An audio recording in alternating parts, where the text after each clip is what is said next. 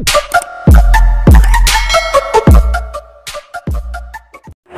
mga master! Welcome back again to our channel. Panibagong araw, panibagong kabanata na naman ang pagsamasamayin natin ngayong araw na ito. At kung bago ka sa ating channel, pag-click ang subscribe button and hit the notification bell para updated kayo sa ating mga susunod na videos. So mga master, bago natin simulan ang ating kabanata ngayong araw na ito, huwag po sana natin skip yung ads mga master no, dahil malaking bagay na po yan sa ating munting channel. So simulan na natin kabanata ngayong araw na ito. Let's go! Kabanata 451 hanggang 460. Kabanata 451 tatlong kamay sa lungguhit isa. Gaya ng kasabihan, ang bawat bully ay nakakatugon sa isang mas malaking bully, at si Knox Ridge, na lubos na mayabang noon, ay agad na ibinalik ang ilang daang libong yuan na kinuha niya mula kay Bran Cook pagkatapos makilala ang mga taong ito. Siyempre, hindi na naibalik ang pera sa mga kamay ni Bran Cook. Nang palabas na si Little Yellow Hair at ang kanyang mga tao, ang card na walang password ay direktang hinarang ni Julius Reed. Ang pera ni Bran Cook ay naroon para sa pagkuha, pagkatapos ng lahat. Sa gitna ng mga sumpa ni Knox Ridge, ang dalawa sa kanila ay nagmaneho pabalik sa lungsod at sa mansyon. Ito ay isang maling alarma. Ang Gonzales City Business Alliance ay opisyal na itatag bukas, at bilang pangkalahatang tagapamahala ng grupo, si Keller Radcliffe ay tutulong kay Itay Huntington sa paghawak sa mga gawain ng alyansa. Tiyak na hindi ito matitiis ni Bran Cook sa paghiga, kaya ang unang araw na ito ang magiging tunay na pagsubok para kay Keller Radcliffe, dahil nagsisimula pa lang ito.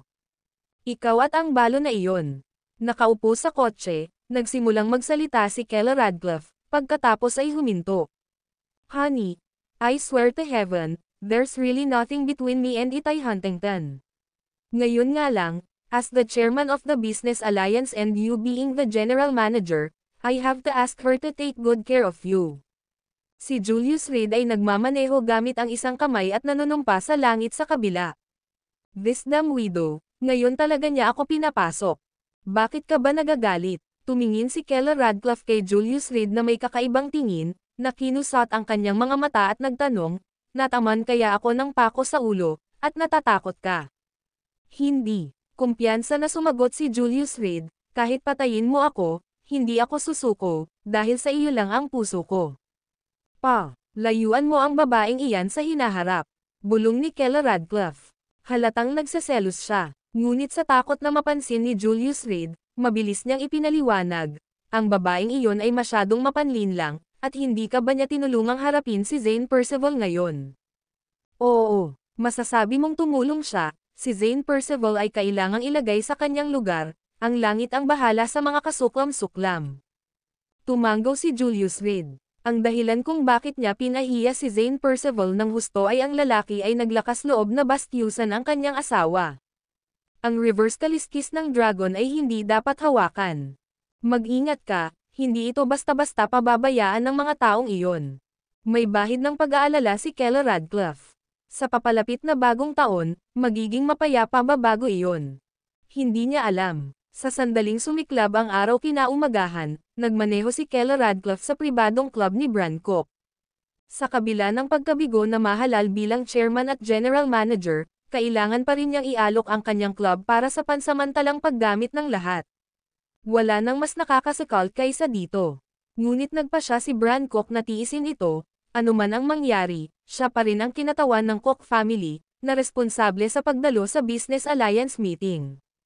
Bukod dito, maraming mga ngalakal ang nagnanais na siya ay umangat sa kapangyarihan, medyo malaki pa rin ang sinasabi ni Bran Cook. Pagkatapos ng lahat, upang mapanatili ang isang maluwag na alyansa, ang karamihan ay kailangang masiyahan, o maaari itong matuno anumang oras. Gustong-gustong tanungin ni Keller Radcliffe si Julius Reed kung bakit siya ang napili niya bilang general manager. Ngunit sa pag-iisip tungkol sa ugali ng Wilson Group, alam niyang gawa iyon ni Julius Reed. Kaya't napagpasyahan niya na si Julius Reed ay maaaring gumawa ng ilang pakikitungo kay Itay Huntington, kung hindi, si Bran Cook ay hindi sana lubos na natalo. Ang pagsasabi kay Julius Reed na lumayo kay Itay Huntington ay bahagyang dahil sa tunay niyang pakiramdam na mapanganib si Itay Huntington. At sa kabilang banda, bagamat nag-aatubili siyang aminin ito, Nagseselos siya. Hindi sumunod si Julius Reed. Kung gusto ni Kella Radcliffe na tumayo sa kanyang sarili, kailangan niyang lumaki. At ang paglago ay nangangailangan ng isang whetstone. Tutulong lang siya kapag talagang kailangan. Tamad na natutulog si Julius Reed hanggang tanghali, hindi bumabangon hanggang alas 12. Umalis si Anna Harris kasama si Kella Radcliffe para hanapin si Sergey Harris. Pagkatapos ng lahat, ang isang lalaki at isang babae na nag-iisa sa isang villa ay hindi perpekto. Pagkatapos kunin ang kanyang telepono, natagpuan ni Julius Reed ang higit sa 100 ng mga hindi nasagot na tawag. Mga hindi kilalang numero. May isa pang text message. Mr. Reed, mayroon akong mahalagang bagay na pag-uusapan sa iyo, kung maginhawa, mangyaring tawagan ako muli. Ang nilalaman ng text message ay simple, at ang numero ay nakarehistro sa kabisera. Ang taong ito ay malapit nang gumawa ng kanilang hakbang. Jennifer Lopez, ang ina ni Zane Percival mula sa kabisera. Talagang nakakabilib na nasubaybayan nila ang aking numero ng telepono. Humalaklak si Julius Reed at umiling habang inihagis ang telepono sa tabi, habang naglalakad palabas sa balkonahe sa ikatlong palapag. Sinundan na ni Cosmo si Kella Radcliffe sa pribadong club ni Bran Cook. Ngayon, ang mga taga Wilson Pavilion na lang ang natira sa villa. Maya-maya lang ay nagring ulit ang phone. Lumingon si Julius Reed at nakitang si Aaron Jackson ang tumatawag. Boss, gumawa ng panibagong hakbang si Stacy Cook. Dumating na ang isang grupo sa Five River Province, parang galing sila sa Ridge family. Nagmamadaling sabi ni Aaron Jackson sa telepono. Ang pamilya Ridge, Truman Ridge. Bilang tagapagsalita ni Julius Reed sa Gonzales City, alam ni Aaron Jackson ang pamilyang ito. Matapos ganap na kontrolin ang Gonzales City, napasok na ng mga tao ni Aaron ang mga pantalan, paliparan, at maging ang pampublikong sasakyan sa kalsada. Kahit na ang malalim na nakatagong Ridge family ay hindi nakaligtas sa pagbabantay ni Aaron. The Ridge family. May koneksyon ba si Stacy Cook sa Ridge family? Ito ay isang sorpresa kay Julius Reed. Ang mga lalaki mula sa Wolf Cavalry ay hindi pa bumabalik, at ang background ni Stacy Cook ay nanatiling isang misteryo. Unang ugnayan sa alyansa ng Sining, pagkatapos ay ang Wolf Cavalry, at ngayon ang Ridge family, tila hindi nagkataon lang ang pagbabalik ni Stacy Cook. At sa likod ni Stacy Cook, malamang na may koneksyon si Ivan Reed sa misteryosong babae. Kung hindi, paano magagawa ni Stacy Cook na ilista ang Wolf Cavalry? Sila ay kanyang sariling mga elite na gwardya, pagkatapos ng lahat. At saka, may kakaibang nangyari. Mukhang nakaranas ng mapanirang pagtama ang Skyfire, ikaw ba ang nag-ayos nito? Nakatanggap ako ng balita na galit ang Europe at handang magpadala ng mga reinforcement anumang oras. Nang matapos, parang biglang may naalala si Aaron Jackson at agad na nagpatuloy, sa mga taong dinala ng Ridge family, may isang halimaw na may 3 kamay. 3 kamay. Saglit na nag-isip si Julius Reed, pagkatapos ay nagutos, ipadala mo sa akin ang kanilang kinaroroonan, talagang hindi natin sila hahayaang makarating sa Five River Province. At tungkol sa Skyfire, wala akong ginawang aksyon. Sa mga sinabi mo sa akin, parang may kinalaman ang insidenteng ito sa taong may 3 kamay. Mas maganda kung magpakuha ka ng litrato. Ang biglaang mapanirang suntok sa Skyfire ay malinaw na hindi gawa ng babaeng iyon. Ang kanyang kasalukuyang diskarte ay upang pag-isahin ang lahat, ang pag-target lamang sa kanya. Upang magsimula sa pamamagitan ng baldado na Skyfire ay hindi nagbigay ng mga benepisyo sa bagong tatag na Boulevard League. Nakakuha talaga kami ng isa. Nahuli ng mga tao ko ang freak na ito sa isang highway camera, ipapadala ko ito sa iyo ngayon. Pagkatapos magsalita, ibinaba ni Aaron Jackson ang tawag. Ding dong. Isang notification ang tumunog, at isang larawan ang ipinadala sa telepono ni Julius Reed. Matapos tingnan ang larawan, tumawag si Julius Reed. Hello, di ba sabi ko sa'yo, kung may sakit ang anak mo dalhin mo sa doktor, bakit mo ako pinatawag? Dumating ang malakas na pagmumura sa telepono, na sinundan ng lumiliit na ingay sa background. Malinaw, ang tao ay nasa isang pampublikong lugar at ngayon ay umalis. Mr. Reed, ako ay kasalukuyang nasa Leopold Family Villa, upang maiwasan ang pagdududa, kailangan kong kumilos ng ganoon. Makalipas ang halos 10 segundo, narinig ang boses ni Bridger Davenport sa telepono. Skyfire. Skyfire ay tinamaan ng isang mapang wasak na suntok kagabi, ang Saint Air ay nasugatan, at marami ang nawala. Ngayon ko lang nalaman, ngayon ang mga mayayaman sa Five River Province ay pinag-uusapan kung ano ang susunod na gagawin. Bulong ni Bridger pabalik, sino ang gumawa nito? Tanong ulit ni Julius Reed. Isang lalaki, ngunit may 3 kamay. Dala ng boses ni Bridger ang takot habang binibigkas niya ang pangungusap na iyon. Ang video na ito ay edited by Urban Storytelling. Kabanata 452 Three-Armed Underworld King sa lungguhit isa. Sigurado ka ba, may 3 braso ang taong iyon? Nang marinig ang mensaheng ito, alam na ni Julius Reed ang sagot. Ni-review ng Leopold family ang footage ngayon, katatapos lang namin manood. Nanginginig sa takot si Bridger Davenport, buti na lang at wala kami sa villa noon, kung hindi ay patay na tayong lahat. Isang tao lang iyon, na may 3 braso, at 3 espada, na humahampas sa sino mang nakikita. Nag-deploy ang Skyfire ng mabibigat na sandata ngunit nabigong pigilan ang taong ito, at pagkatapos lamang naitaboy ng Saint Air at isang menor de edad na pinuno ang mga iyon. Malubhang nasugatan ang Saint Air, at namatay kaagad ang menor de edad na pinunong iyon. Ngayon ay pinag-uusapan ng mayayamang mga ngalakal sa Five River Province kung lilipat ng katapatan sa Ridge family o patuloy na suportahan ang Skyfire. Narinig namin na ang punong tanggapan ng Skyfire ay nabigla, naghahanda na magpadala ng suporta. Ang Saint Air ay pumunta na upang makipag-usap sa telepono sa sect hierarch at inaasahang tumugon sa lalong madaling panahon. Pinananatiling napakababa ni Bridger Davenport ang kanyang boses, natatakot na marinig. Paano ka nakakasigurado na ang Ridge family ang gumawa? Iyon mismo ang gustong kumpirmahin ni Julius Reed. Dahil ang taong nagdala sa kanila dito ay mula sa Ridge family. Pagkatapos ng ilang sandali ng katahimikan, bumulong si Bridger Davenport, gusto ni Maurice Hierro na sumabay sa 2 bangka, malapit sa Truman Ridge mismo at pinadalhan ako para makipag-ugnayan sa Skyfire. Kahit anong panig ang manalo, ang Three-Blade Group ang mananalo. Kinumpirma ko sa kanya pagkatapos makuha ang mensahe kaninang umaga. Hindi nasiyahan ang Ridge family sa mga aksyon ng Skyfire at hindi sila nasiyahan sa unilateral na aksyon ng Skyfire. Keep me updated with any news. At saka, Skyfire will probably end up pointing the finger at the Ridge family. They can't afford to offend this 3-armed person. As for the Ridge family, I suspected there will be reconciliation within 2 or 3 days. And the results you're waiting for not mention this 3-armed individual. Pagkatapos ng pag-uusap, binabaan ni Julius Reed ang tawag ni Bridger Davenport. Anong tangkad mayroon ang Skyfire? Kahit na halos hindi kwalipikado bilang isang regional na hegemon, paano sila magkakaroon ng lakas ng loob na makipagdigma laban sa Deep Cold, ang nangungunang organisasyon ng Shadow Warriors? Matapos ipasa ang larawan sa Cosmo, tumingin si Julius Reed sa mga lansangan ng Gonzales City. Habang papalapit ang bagong taon, lalong naging masigla. Maya-maya lang ay tumunog ang telepono.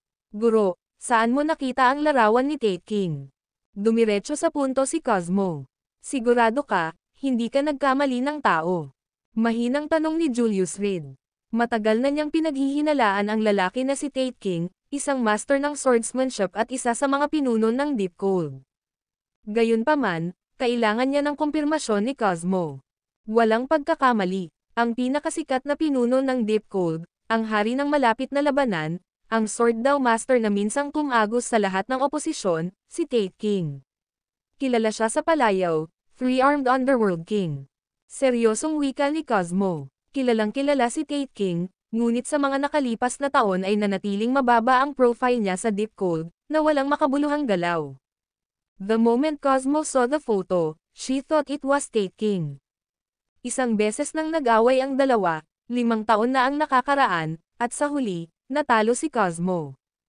Ang palayaw ng Three-Armed Underworld King ay hindi para ipakita. Guro, dumating na ba siya? Naramdaman ni Cosmo ang isang nagbabantang premonition. Alam na alam niya ang awayan ni na Julius Reed at Deep Cold, pinugutan pa niya ng ulo ang isa sa mga pinuno ng Deep Cold sa harapan niya mismo. Ang insidenteng ito ay yumanig sa martial arts world. Anong uri ng organisasyon ang Deep Cold? Ang nangunguna sa Shadow Warriors. Gayunpaman, ang isa sa pinakamakapangyarihan at pinakamakapangyarihang mga pinuno nito ay bumagsak sa isang maliit na lungsod sa silangan.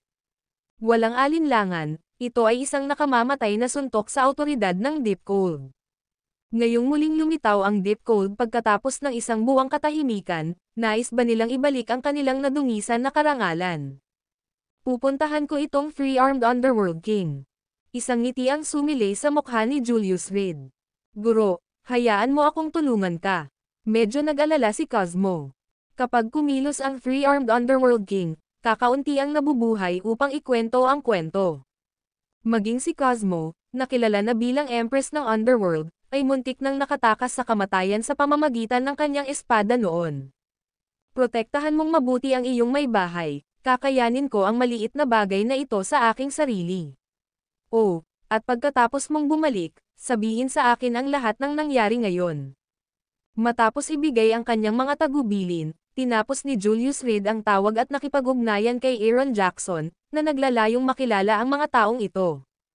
Kung kumilos ang Three-Armed Underworld King, tiyak na hindi siya mapipigilan ng mga tauhan ni Aaron Jackson.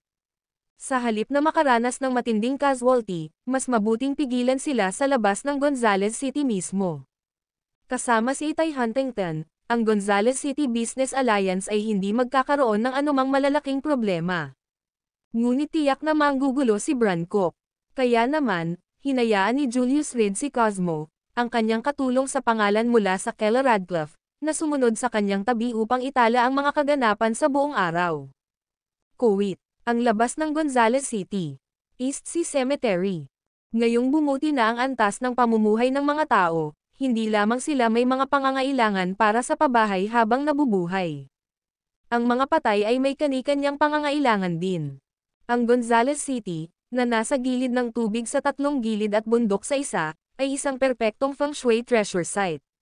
Maging ang maraming mayayamang negosyante mula sa Five River Province ay nagpalipat ng libingan ng kanilang mga ninuno dito. Bilang ang pinakamarangyang sementeryo dito, umabot na sa 200,000 yuan ang single plot sale ng East Sea Cemetery. At gayunpaman, dumagsa pa rin ang mga tao dito. Guro, bakit hindi tayo sumakay ng kotse? Sa paglalakad ng ganito, kakailanganin natin hanggang gabi para makarating sa Gonzales City. Nagsalita si Kian Ridge mula sa Ridge family. Nang mga sandaling iyon, dumadaan pa lang ang grupo sa East Sea Cemetery, 40 lipa-silangan lampas sa libingan na ito, at makararating sila sa mga hangganan ng Gonzales City. Halatang pagod ang 12 ng mga tao, ngunit dahil sa reputasyon ng lalaki, walang nang ahas na magsalita. Kung ayaw mong maglakad, maaari kang gamulong, ang sabi ng lalaking nakasuot ng damit na may masayang tawa. Naglakas loob ka bang sabihin sa ating young master na gamulong? Isang lingkod ng Ridge family ang humakbang pasulong, na nagsalita sa hindi kanais-nais na tono, magpakita ng kaunting paggalang sa ating young master. Nakakatakot, iniisip na hindi ka kapanipaniwala dahil lang sa mayroon kang ilang mga kasanayan. Alam mo ba kung sino ang Ridge family? Ang mga taong tulad mo, hanggat mayroon kaming pera, maaari kaming magkaroon ng marami hanggat gusto namin. Ang mga miyembro ng Ridge family ay likas na mayabang. Maging ang mga katulong nila ay ganoon din. Malawak ang yaman ng kanilang pamilya, nagmamay-ari ng mga bundok na ginto at pilak. Maging ang mga mayayamang negosyante sa loob ng probinsya ay kailangang pumunta at humingi ng pabor sa kanila, lalo pa itong mga manggagawa. Hanggat may pera, anong klaseng tao ang hindi mahahanap? Hey, sabihin mo iyan minsan pa. Puputulan ko ang dila mo at iinuman ko, binata, ngumisi ang lalaki, inilantad ang mga ngipin habang kumukuha ng prasko sa baywang, tinanggal ang takip, at nagsimulang uminom ng dahan-dahan. Wow, nagpapahangin ka talaga. Sabihin ko sa'yo, sapat na ang mukha ng ating young master sa paglakad kasama mo ng napakatagal. May kotse ka, pero pinili mong hindi sumakay, may sakit ka ba sa ulo? Nang makitang pinagbabantaan siya ng Frick, ang lingkod ng Ridge family ay lalong hindi nasisiyahan. Malinaw na ang pag-inom ng lalaki ay isang pagpapakita ng paghamak, isang gawa ng pagmamaliit. Sinabi ko sa iyo, Gusto kong putulin ang iyong dila at inumin ito. Ngunit ang iyong bibig ay masyadong mabaho, nakakasira ito ng aking gana, sabi ng lalaki, na sinulyapan ng masama ang alipin nang bigla niyang iniunat ang kanyang kaliwang kamay, at sa isang iglap, ang panga ng alipin ay mahigpit na napahawak. Basag. Sa isang iglap, nadurog ang panga ng alipin. Pagkatapos ay lumipas ang isang bahid ng liwanag. Thud. Bumagsak sa lupa ang dagwang dila ng alipin. Ang alipin, nabasag ang kanyang panga, bumubulwak ang dugo mula sa kanyang bibig, agad na bumagsak sa lupa na nanginginig saglit. Patay na siya. Ikaw. Ang lakas ng loob mong patayin ang lingkod ko. Tinuro ni Kian Ridge ang lalaki, kumikibot ang mga labi. Masyado kang mayabang. Huwag mong kalimutan, kami ang mga amo, hindi ka nang ahas makinig sa akin.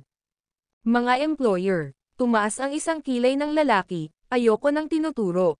Whoosh! Lumipas ang isa pang flash ng malamig na liwanag. Naramdaman ni Kian Ridge ang pamamanhid sa kanyang kamay, at talagang nahulog ang kanyang daliri sa lupa. Ang video na ito ay edited by Urban Storytelling. Kabanata 453 Weirdo sa Lungguhit Isa. Kamay ko. Ang sakit ay mabilis na tumama, at si Kian Ridge ay yumuko sa lupa sa paghihirap. Pinagmamasdan ang kanyang patuloy na pagdurugo ng mga daliri, ang kanyang katawan ay nagsisimulang manginig. Bilis! Tumawag ng kotse, sumugod sa ospital para muling ikabit ang daliri ng young master. Nang makita ito, agad na kumilos ang mga katulong ng Ridge family. Ang pagkakaroon ng isang daliri ay hindi isang malaking isyo, sa kasalukuyang antas ng medikal na kadalubhasaan, hanggat may sapat na oras, maaari itong maibalik tulad ng dati. Ngunit kung masyadong maraming oras ang lumipas, malaki ang posibilidad na magresulta ito sa mga komplikasyon. Nababaliw ka. Ang lakas ng loob mong saktan ang young master. Mabilis na pinalibutan ng iba pang mga katulong ng Ridge family ang lalaking nakasuot ng mahabang roba. Tinitigan siya, may death wish ka talaga. Patayin siya. Tiniis ni Kian Ridge ang nakakadurog na sakit at tumayo mula sa lupa. Siya ay lumaki sa layaw at nakasilong, hindi kailanman nagdusa ng sugat, at ngayon, sa kanyang pagkabalisa, may isang taong pumutol sa isa sa kanyang mga daliri. Sa tingin mo kaya mo akong patayin ng ganoon lang? Umupo ang lalaki sa lupa, umiinom sa kanyang prasko na parang walang nangyari, nang hindi man lang sila sinulyapan. Masyadong mayabang. Alam nating lahat na sanay ka, pero sa tingin mo ba passhovers kami? Pinandilatan ng mga katulong ng Ridge family ang lalaki, na may naglabas pa ng baril mula sa likuran. Ano, sa tingin mo ba ay pinalaki tayo sa kalokohan? Humalaklak ang lalaki na may kasamang masayang nilasap ang alak mula sa kanyang lung. Gaano ka man katigas, maaari ka bang kumilos ng mas mabilis kaysa sa isang dart? Ang mga miyembro ng Ridge family ay lubos na nagalit. Kilala nila ang mas mahigpit na tao, mas mahirap kontrolin, kaya naman nagdala sila ng ilang eksperto at nagdala ng 2 darts. Gaya ng inaasahan, pinutol talaga ng lalaking ito ang daliri ni Kian Ridge gamit ang isang sword strike. Ayusin ninyong lahat ang sasakyan para dalhin ang young master sa ospital.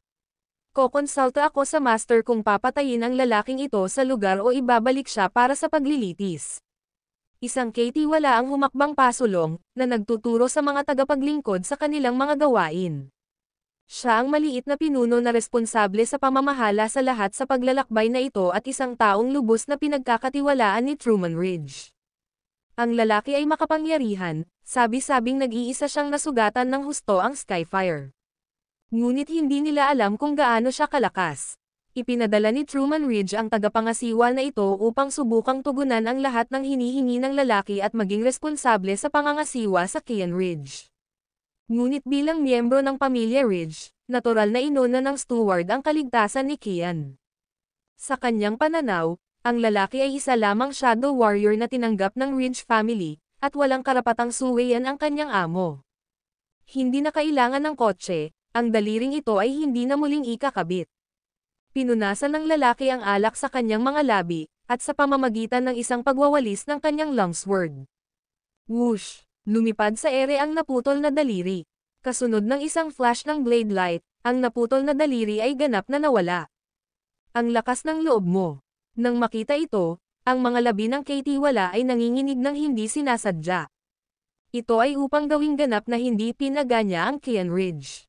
Ganap na pagtataksil. Ang daliri ko. Nang makitang nawala ang sariling daliri, naunawaan ni Kian Ridge na maaari siyang maging isang nine-fingered man sa hinaharap, at hindi niya maiwasang makaramdam ng matinding galit.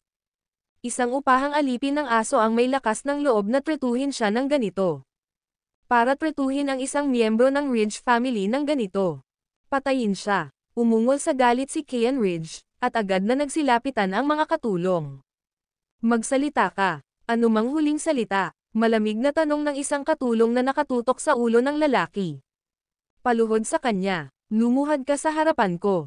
Si Kian Ridge, na nakabalot sa isang benda ang daliri, ay tumili na may dugong mga mata.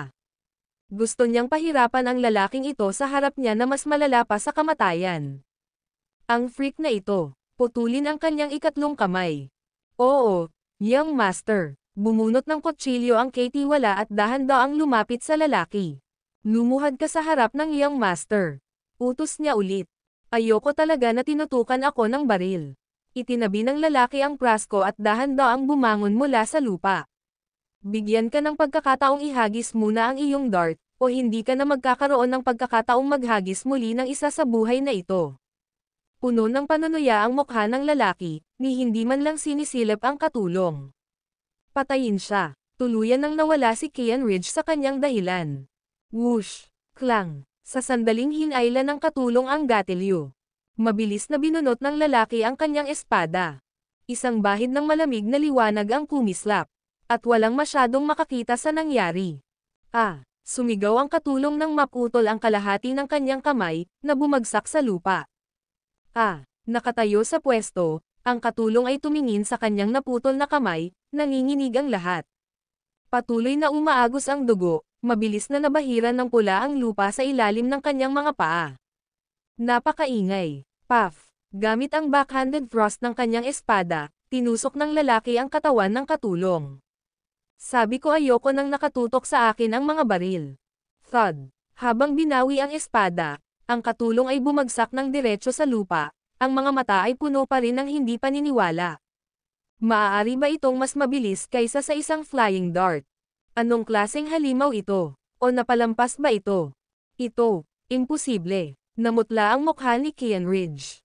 Umatras siya ng isang hakbang at sinigawan ang isa pang katulong, ihagis mo ang dart. Patayin mo siya. Bilisan mo, patayin ang freak na ito. Ang katulong ay nanginginig sa buong takot sa puntong ito. Kung ihahagis niya ang dart, papatayin ba siya tulad ng nauna? Pero wala siyang choice. Kailangan niyang patayin ang freak na ito sa harap niya para mabuhay. Mamatay. Sa dagandong ng galit, agad na pinalitaw ng alipin ang mekanismo. Puff! Biglang sumulpat sa likuran niya ang lalaking nakatayo 3 metro ang layo mula sa katulong.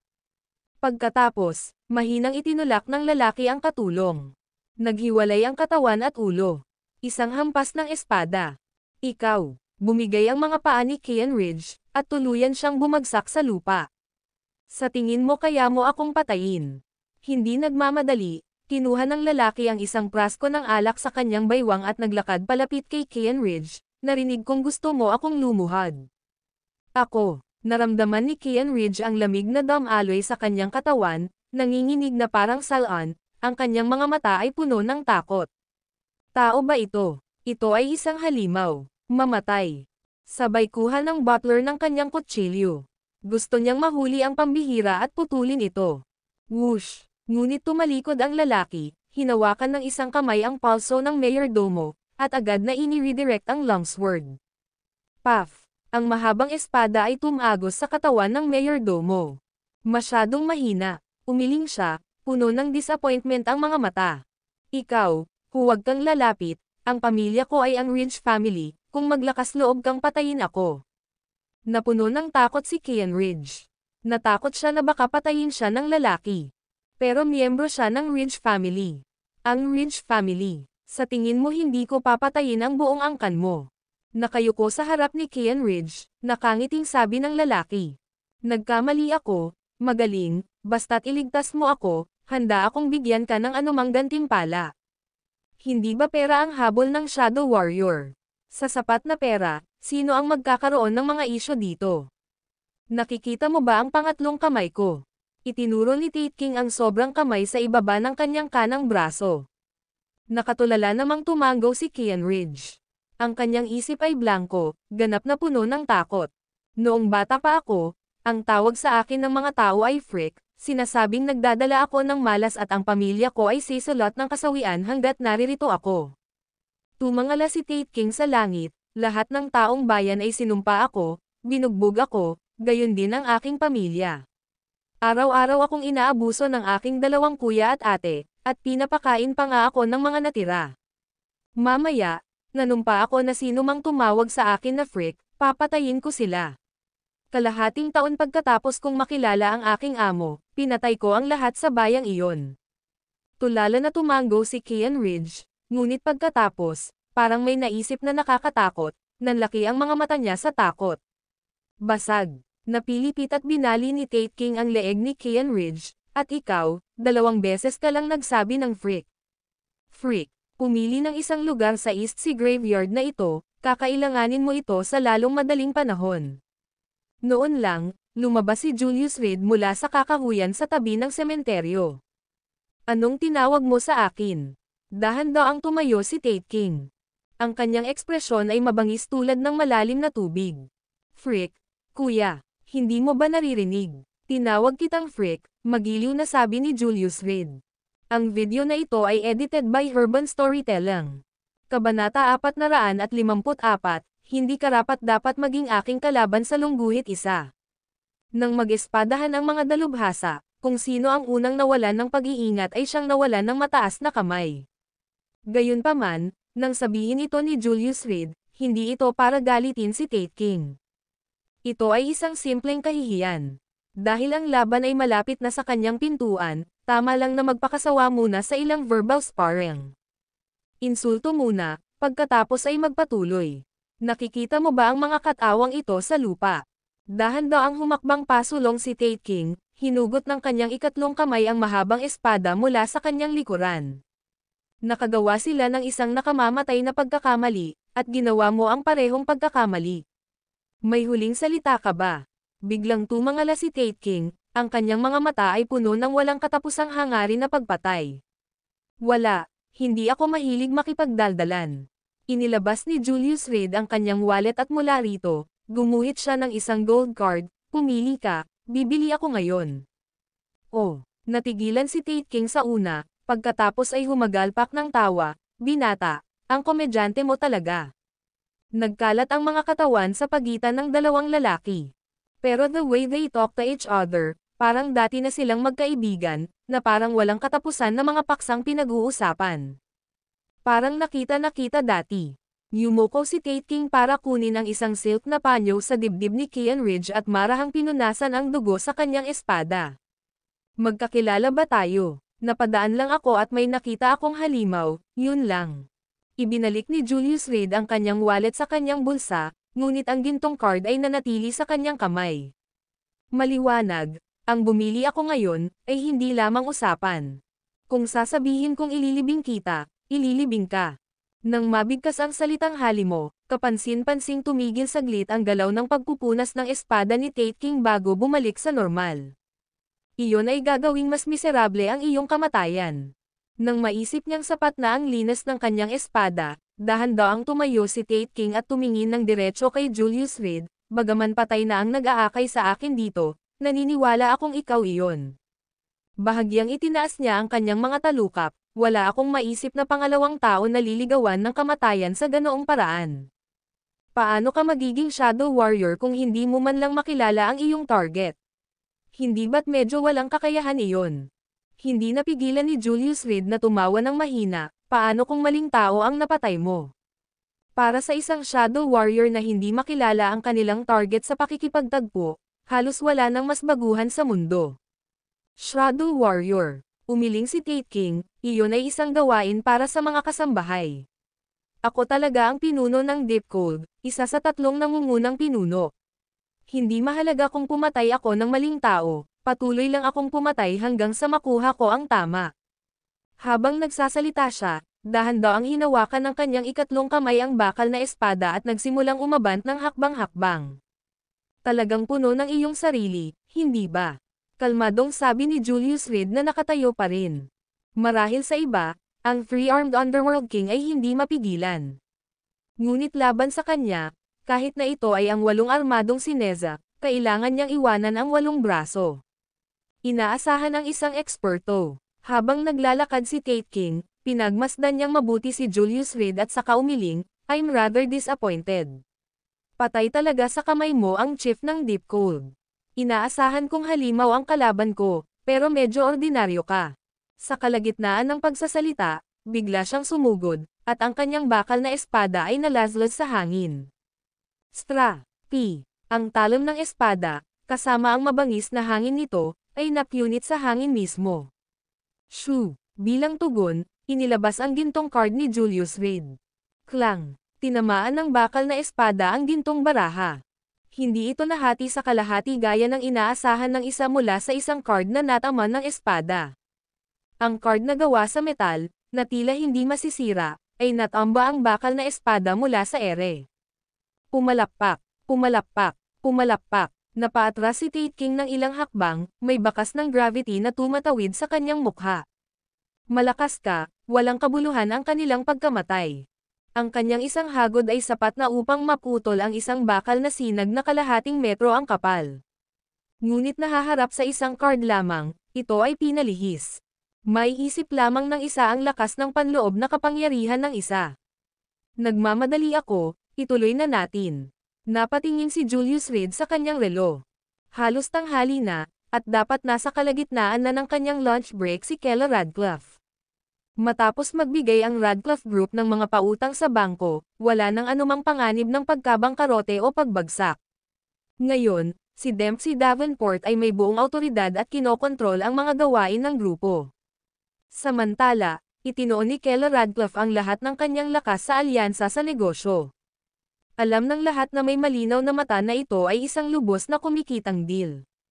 Si Cosmo ay palaging nasa tabi ni Keller Radcliffe at sa ngayon ay dapat alam na niya ang nangyari kaninang umaga. Ang unang araw ay tiyak na hindi magiging mapayapa. Sa makatuwid, si Julius Reed ay hindi nais na makasali kay Tate King ng masyadong mahaba, na naglalayong isang mabilis na labanan upang sumugod sa kumpanya upang kunin ang kanyang asawa. Ang pakikipaglaban ay hindi kawili-wili sa kanya. Bagamat malakas ka, wala itong pinagkaiba sa akin. Pagkatapos mong mamatay, papatayin ko ang buong pamilya mo bilang kabayaran para sa pagtawag mo sa akin ng freak. Dahan-daang ibinunot ni Tate King ang kanyang mga bakal na espada gamit ang dalawa pa niyang kamay, na humarap kay Julius Reed sa unang pagkakataon. Ang 3 espadang bakal, na kumikinang sa malamig na liwanag, ay mukhang pambihira sa East Sea Cemetery. Hindi kalayuan ay nakalatag ang mga bangkay ng pamilya Ridge. Nakapili ka na ba ng libingan? Itinuro ni Julius Reed ang sementeryo sa likod niya. Pagkatapos mong mamatay, ililibing kita. Itago mo ito para sa iyong sarili. Swoosh! Ang buong figure ni Tate King ay agad na nawala, pagkatapos ay lumitaw sa likod ni Julius Reed nang walang babala. Sabay-sabay na tumama ang 3 espada. Ang tunog ng hanging espada na lumalampas sa hangin ay sinamahan ng isang walang kap-oras na mapang-ipong puwersa. Pinaplano mong pumatay ng dragon. Napangiti si Julius Reed habang nakatingin sa itaas kay Tate King, biglang naglabas ng Golden Dragon Whip sa kanyang kamay. Ang mga Dragon Slayers ay tiyak na karapat-dapat sa paggalang, ngunit sa napakaraming sabik na maabot ang kanilang wakas, sino ang makakaalala sa kanila? Klang! Sa pagharap sa mabangis na nakamamatay na aura, ang gintong dragon na latigo ni Julius Reed ay nabasag mula sa langit. Malakas itong nabangga sa 3 bakal na espada. Sa isang iglap, naglagalag ang mga dahon mula sa mga puno sa East Sea Cemetery. Kaluskos. 3 mabilis na hakbang pasulong si Julius Reed, pinalo sa hangin ang latigo ng gintong dragon. Klang! Nabasag ang unang bakal na espada sa impact. Siya ay tumalon pasulong, at muling ibinaba ang gintong latigo. Klang! Nabasag ang pangalawang espada. Hindi ka karapat-dapat na maging kalaban ko. Klang! Hinawakan ni Julius Reed ang ikatlong bakal na espada gamit ang isang kamay, ang kanyang palso ay mahigpit na nakadiin. Ang bakal na espada ay direktang nabasag. At sa sandaling iyon, Ang lahat ng naiwan ni Tate King sa kanyang mga kamay ay 3 putol na espada. Sino ka ba? Kahit na mabangis, isa siya sa mga nangungunang executive ng Deep Cold, na nireranggo sa ika-4 sa loob ng organisasyon. Sa ibaba lamang ng maalamat na pinuno ng Deep Cold, ang Dark Knight Evil Dragon. Lalaki ako. Napatingin si Julius Reed sa kanyang relo, mahinang ngumiti, at sinabing, sino ang nagbabalak na sunduin ang kanyang asawa mula sa trabaho? Swoosh! Ang gintong baraha na itinapon kanina ay biglang hiniwa sa ere, bumalik sa kamay ni Julius Reed sa isang mabilis na boomerang motion. Naramdaman ni Tate King ang isang pagpatay na layunin sa kanyang likod at agad na umiwas sa gilid, ngunit nasugatan pa rin siya ng gintong card. Clatter! Ang ikatlong kamay, duguan at naputol, ay nahulog sa lupa. Sa pagtulong sa iyo na maging isang normal na tao, tatanggalin ko ang bayad sa operasyon. Ako ay mapagbigay na ganoon. At saka, napili mo ba ang iyong libingan? Ang mahabang latigo sa kamay ni Julius Reed ay patuloy na umiikot sa sobrang bilis na gumawa ito ng sizzling sound sa hangin. Ang paghihiganting ito ay babayaran ng 2 beses. Itinanam ni Tate King ang 2 sirang espada sa lupa at pagkatapos ay mabangis na itinulak pasulong. Whoosh! Isang ulap ng alikabok ang humihip patungo sa kanya, kasama ang mga putol na espada na naglalabas ng kahangahangang aura ng kamatayan. Break! Inihampas ni Julius Reed ang gintong latigo ng dragon ng buong lakas, na umaagos sa alabok na ulap. Ngunit ang figure sa harap ay nawala na. Tulad ng inaasahan sa isang executive, medyo mahirap na panatilihin ka rito. Pinunasan niya ang dugo sa gintong card at tumalikod upang maglakad patungo sa kakahuyan. Ang video na ito ay edited by Urban Storytelling. Kabanata 455 isang tawag mula sa kabisera sa lungguhit isa. Kuya, paano nangyari? Si Aaron Jackson ay dali-daling dinurog ang kanyang upos ng sigarilyo at, sa isang mabilis na pagjogging, sumugod siya patungo kay Julius Reed. Ang labanang ito ay parang sagupaan ng mga Diyos, ang pagpunta niya ay magdaragdag lamang sa kaguluhan at walang layunin. Siya ay nakatakas, ang Three-Armed Underworld King, ay talagang naaayon sa kanyang reputasyon. Umiling si Julius Reed ngunit casual na sinabi, linisin mo ang kalat na ito. Ang taong iyon ay pumatay ng mga tao, ngayon kailangan kong panasan ang kanyang puwet. Maaari ba siyang? Medyo nag-aalala si Aaron Jackson. Sa ganoong brutal na reputasyon, kung talagang naghiganti ang taong iyon, ito ay napakahirap hawakan. Huwag kang mag-alala, nalisan ang card ko, wala na siyang lakas na hamanin ulit ako sa loob ng 3 buwan. Tumangala si Julius Reed sa langit at mamulong sa sarili, sa loob ng 3 buwan, ang pagpatay sa kanya ay malamang na kasing dali ng pag-flip ng aking kamay. Sa paglipas ng panahon, ang enerhiya sa loob ng Dragon Ring ay patuloy na nasira ang selyo sa kanyang memorya.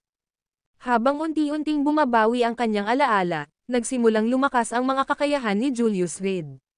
Ngunit tungkol sa labanang iyon sa tuktok ng bundok, wala siyang maalala.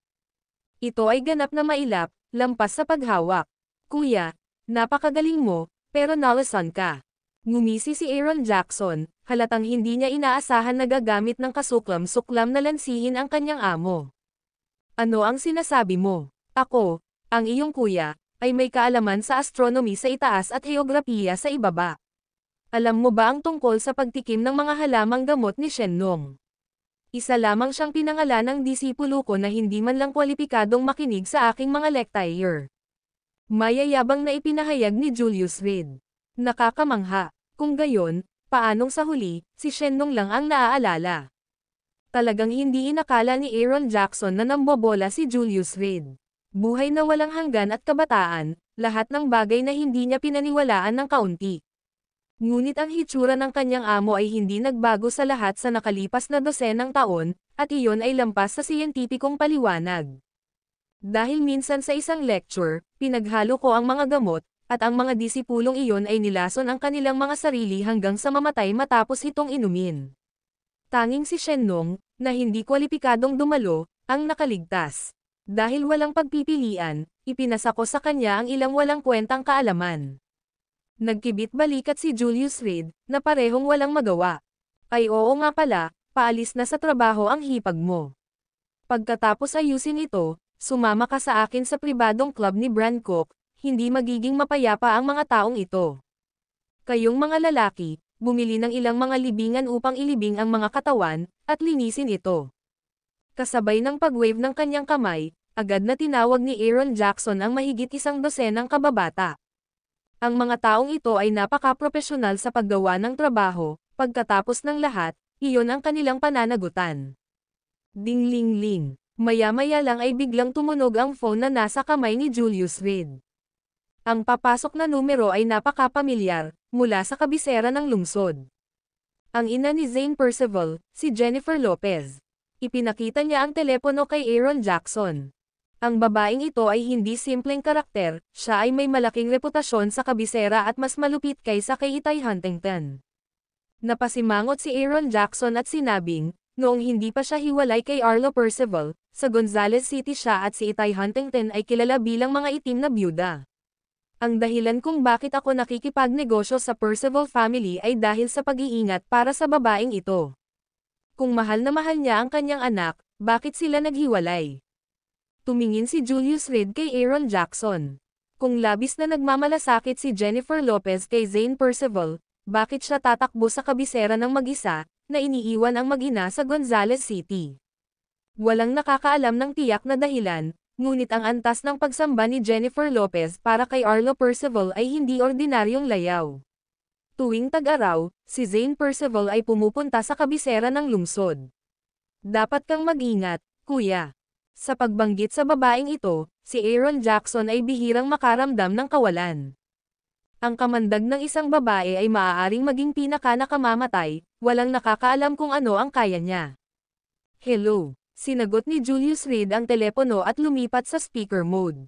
Oo, ito ba si Mr. Reed? Hello, isang napakakakit-akit na boses ang nagmula sa telepono. Siguro ang babae iyon, maganda ang boses, natatakot lang na baka masyadong matarik ang presyo.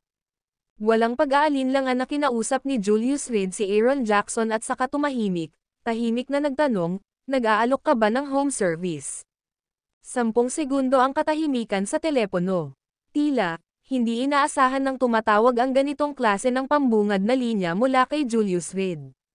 Si Mr. Reed ay talagang marunong magbiro. Kahit medyo nagalit ang babae, pinanatili pa rin niya ang kalmado. Hindi ba? Well, kalimutan mo na, nag-aapoy ako sa pagnanasa dito, kakausapin kita mamaya. Biglang ibinaba ni Julius Reed ang telepono. Kuya, ang babaeng ito ay malamang na magalit sa iyo hanggang sa mamatay. Si Aaron Jackson ay walang magawa na tumingin kay Julius Reed, ang kanyang kuya na hindi natatakot sa langit o lupa, maliban kay Kella Radcliffe. Kailan pa nakaranas ng ganitong insulto si Jennifer Lopez, isang kilalang sosyalista mula sa kabisera. Siguradong galit na siya ngayon. Matapos ang buong 3 minuto, muling dumating ang tawag. Sinabi ko na sayo, nagmamadali ako dito. Hindi mo ba nakikita? Naiinip na sabi ni Julius Reed. Mr. Reed, kung gusto mo, maaari kong ipadala ang bawat babae sa Gonzales City na tinatitigan mo ng diretsyo sa iyong kama, paano iyon? Mahinahong wika ng babae. Hay nako, ang galing mo talaga magsalita no. Gusto kitang matulog, pwede ba? Pagkasabi nito ni Julius Reed ay biglang nagbago ang mukha ni Aaron Jackson. Ito ay si Jennifer Lopez, isang matigas na karakter at anak ng isang kilalang pamilya mula sa kabisera. Bagamat hindi malinaw kung bakit siya nagpakasal sa Gonzales City, sa huli ay isa siyang nakakatakot na dragon. Si Julius Reed ay tahasang humihingi ng gulo sa gayong pangungusap. Mr. Reed, baka nagbibiro ka. Matapos ang 5 segundong katahimikan, muling nagsalita ang babae.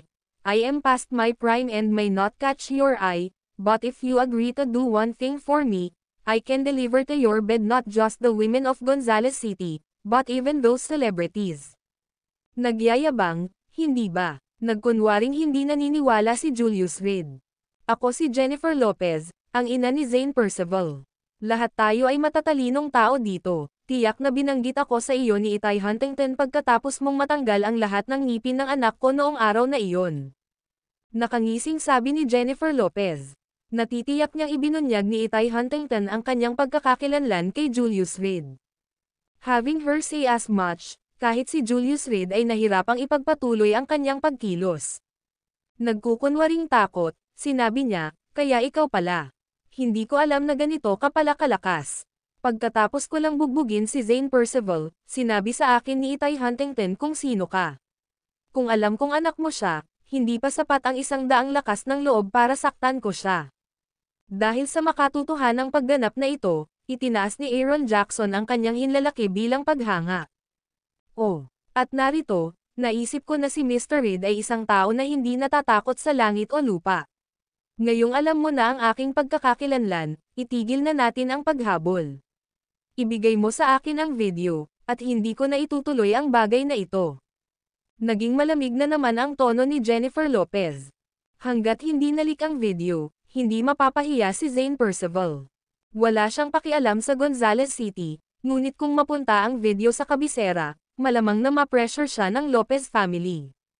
Bukod dito, ang panloob na suporta ng pamilya para kay Zane Percival ay makabuluhang hihina. Lahat ng taon ng pagpaplano niya ay maaring mauwi.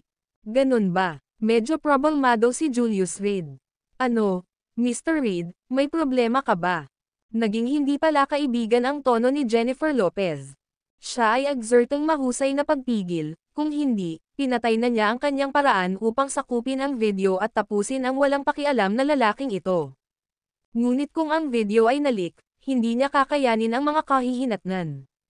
Sinabi mo noon na basta sumasang-ayon ako, maaari akong magkaroon ng sino mang gusto ko sa aking kama, posible ba iyon? Medyo nahihiyang tanong ni Julius Reed.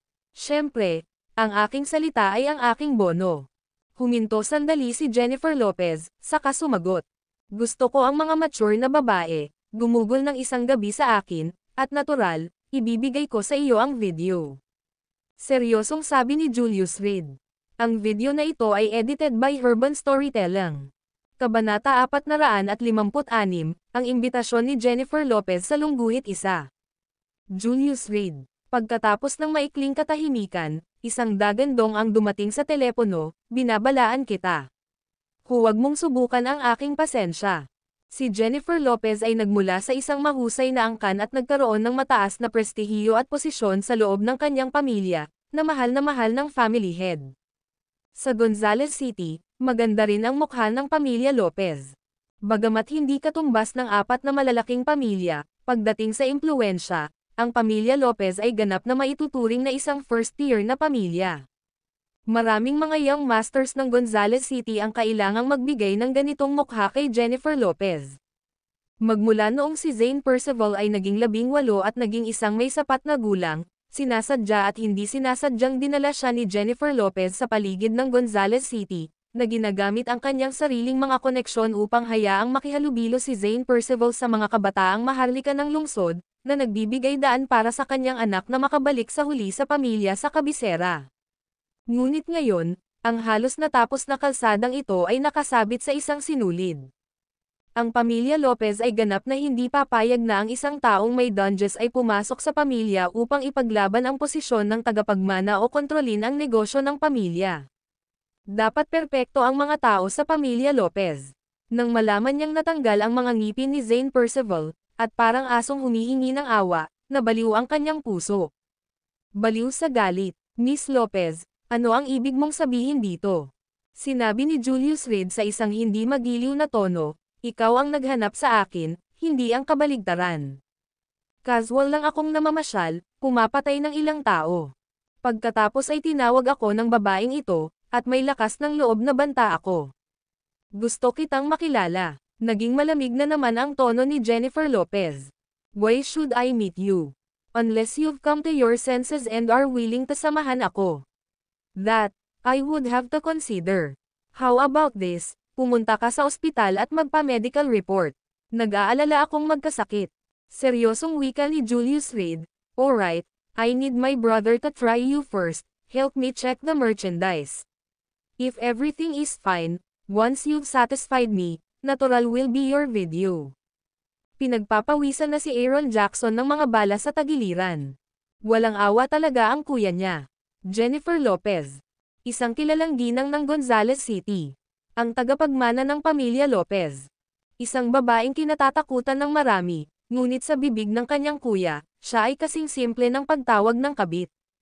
Julius Reed. Hindi na napigilan ni Jennifer Lopez ang kanyang galit, nagngangalit ang kanyang mga ngipin at sinabing, bumalik ka na sa Gonzales City bago pa ako magalit.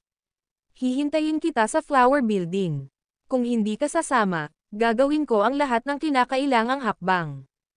Parang nag-aalalang hindi maniniwala si Julius Reed sa kanya, dahan-dahan niyang sinabi, alam kong nasa private club ni Bran Cook ngayon ang asawa mo, tiyak na mapag-usapan ng maayos ang ilang bagay, total, walang gustong maglabas ng kutsilyo at baril, di ba?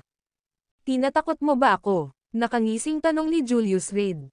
Medyo nagulat siya na si Jennifer Lopez ay sumugod sa Gonzales City magdamag.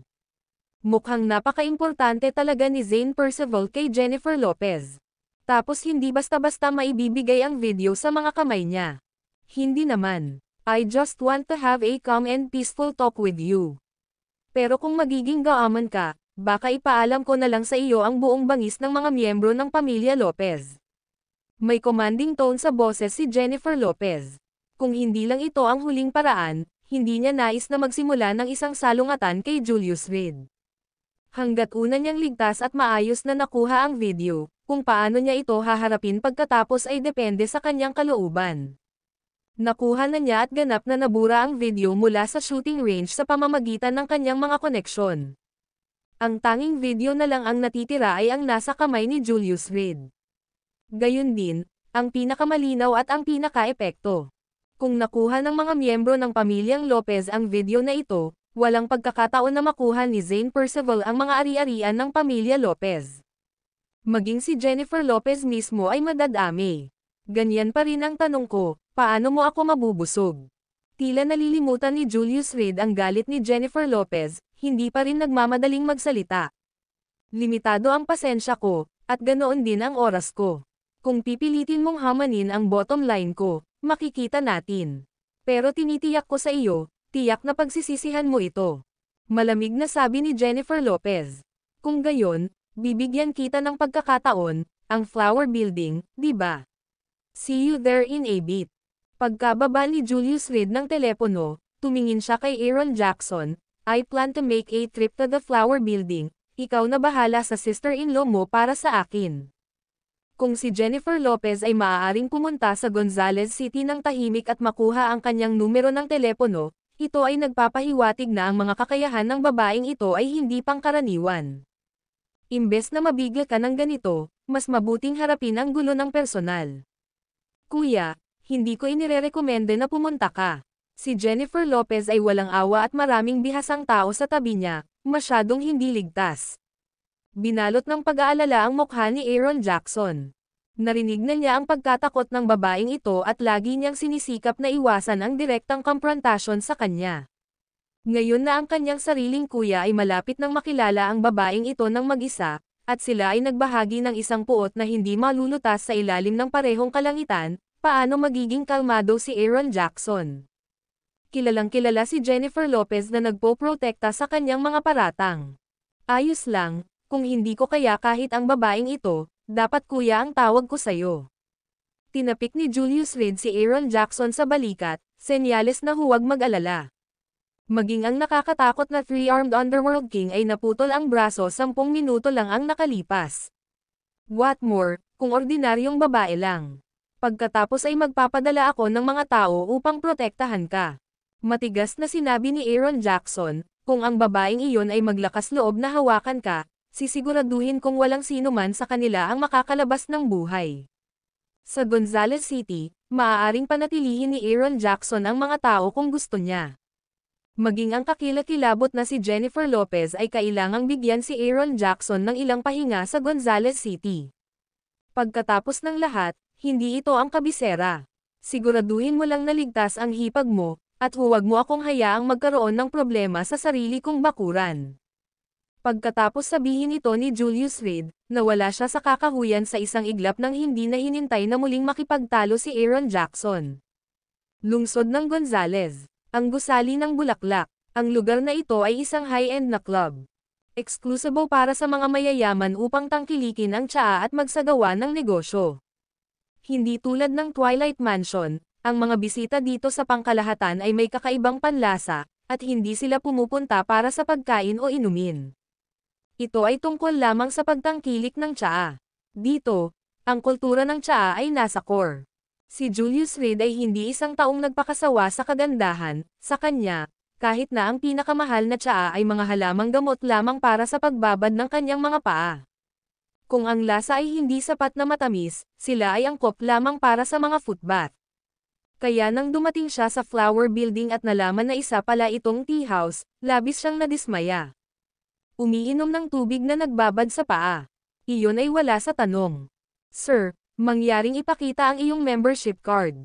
Pagdating niya sa entrance, hinarang ng isang staff si Julius Reed. Parang Twilight Mansion at ang shooting range, may threshold na tatawid para makapasok dito. Nandito ako para makita ang isang tao. Sabi ni Julius Reed habang nakapulupot ang mga kamay sa likod. Sorry, sino hinahanap mo? Aling kwarto? Anong pangalan?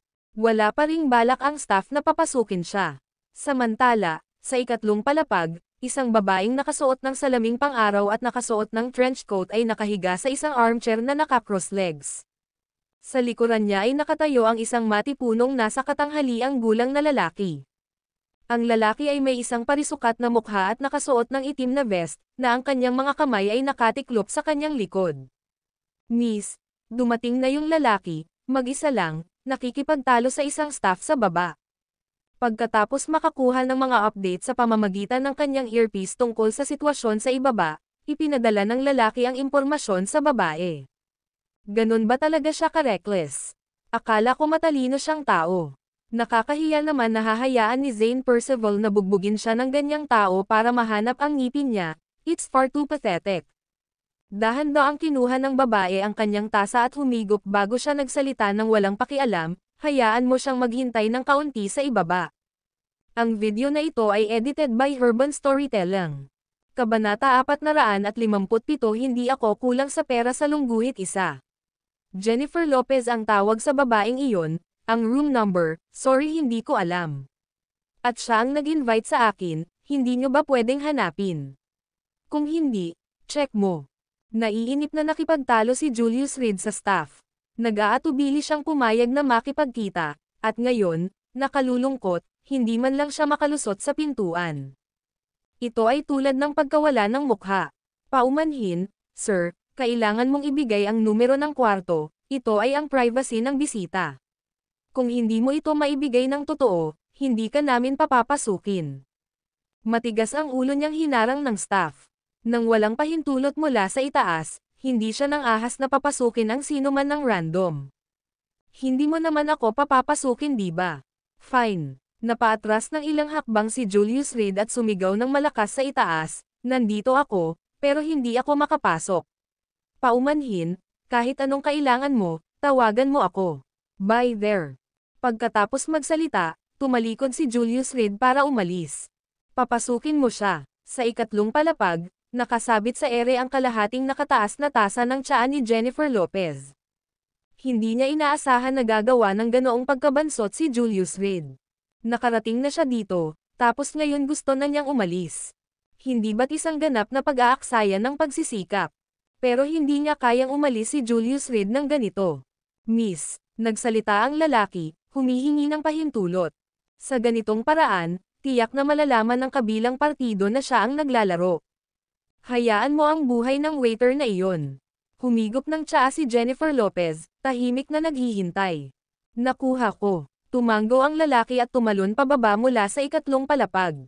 Mr. Reed, mangyaring maghintay. Nang makalakad si Julius Reed ng halos 10 metro ang layo, may sumigaw mula sa likuran niya. Pero wala siyang balak tumigil. Dumating kapag gusto nila, umalis kapag sinabi nilang, gaano ka iya. Pagkatapos ng lahat, siya rin ang nakatagong Dragon King, ang underground overlord. Blind your dog eyes. Hinarang mo ang aming pinakamahalagang bisita sa labas. Hinawakan ng lalaki ang leeg ng staff gamit ang isang kamay, marahas siyang binuhat. Iligtas, ako. Mahinang tawag ng staff. Talagang humihingi ka ng kamatayan. Pumalakpak. Marahas siyang hinampas ng lalaki sa lupa, saka itinaas ang kanang paa, itinutok sa ulo ng staff. Sige, lumingon si Julius Reed, diretsong nakatingin sa lalaki. Paumanhin, ang amo ay nagutos na itong aso ng isang katulong na nilapastangan si Mr. Reed ay karapat-dapat na mamatay. Itinaas ng lalaki ang kanyang paa, handang humakbang pababa anumang oras. Tumigil ka, makinig ka sa akin. Walang magawang umiling si Julius Reed at tumalikod para maglakad papasok sa flower building.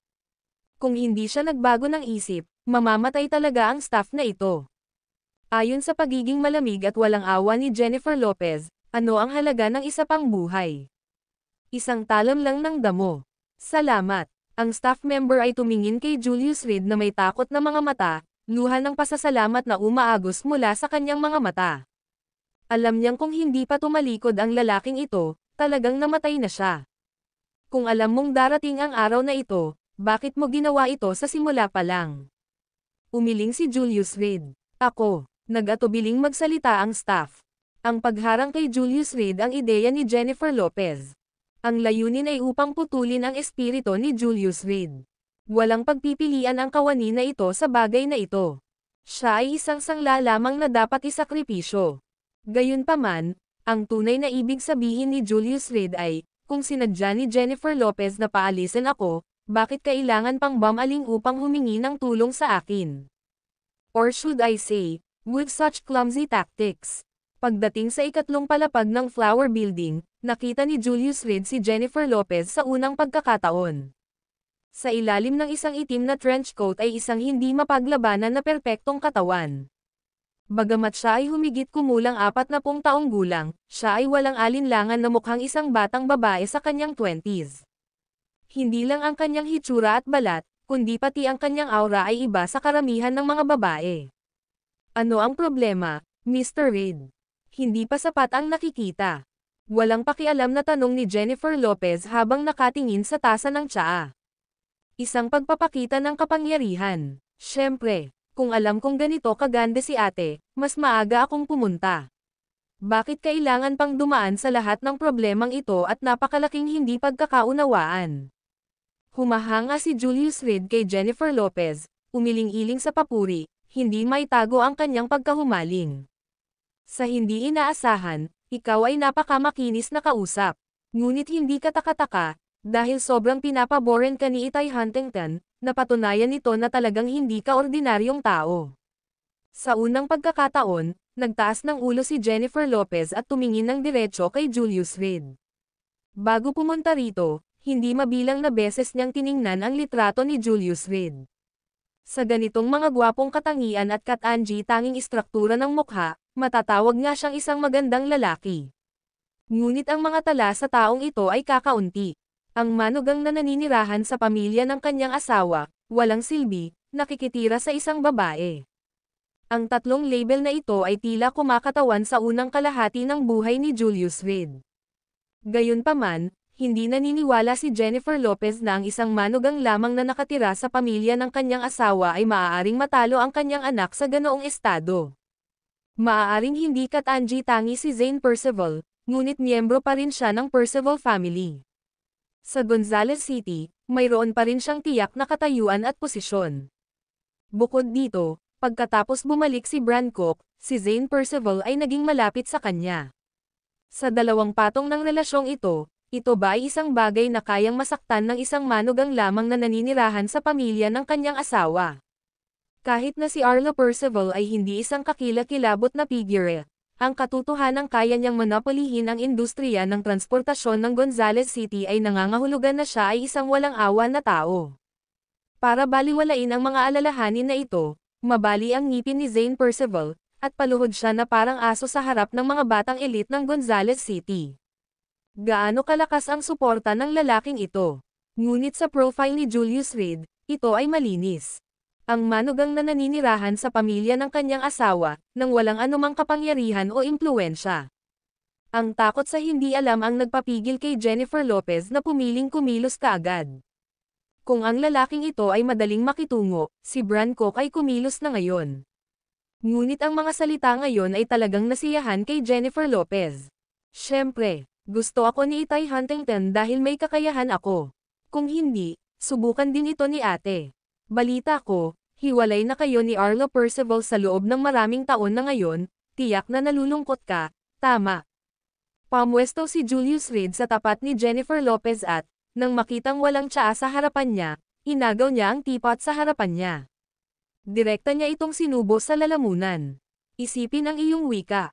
Anumang pahiwatig ng kabutihang loob na nasimulan pa lang na maramdaman ni Jennifer Lopez ay agad na naglaho, napalitan ng galit. At paghamak, sinong umiinom ng tsaa ng ganyan?